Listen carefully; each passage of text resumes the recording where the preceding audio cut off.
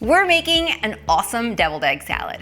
It has everything you love about deviled eggs, creamy, tangy, delicious, and now you can make a sandwich, a wrap. Let's make it together. To save some time, we're starting out with hard-boiled eggs. I've already peeled them. I cook these on the stove, but there's so many methods, I'll leave them below the video for you. So what's great about deviled egg salad is that the creamy mixture of the egg salad has some of that egg yolk in it. So what we're gonna do is we're gonna cut the hard-boiled eggs in half and just take out half of the egg yolks. And I'm gonna add them to the bowl.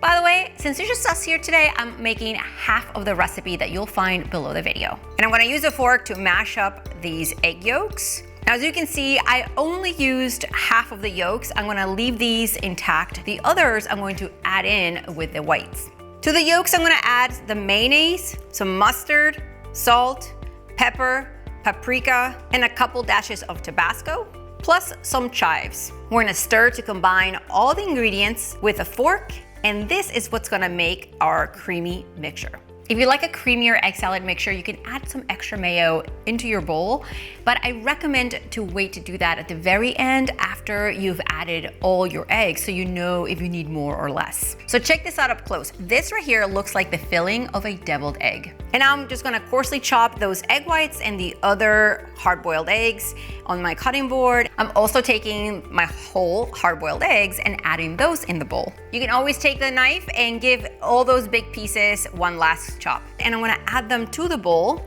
and toss to coat them with the mixture. And now this deviled egg salad is good to go. Grab everything you need below the video, and if you like this recipe, watch this one next. See you next time.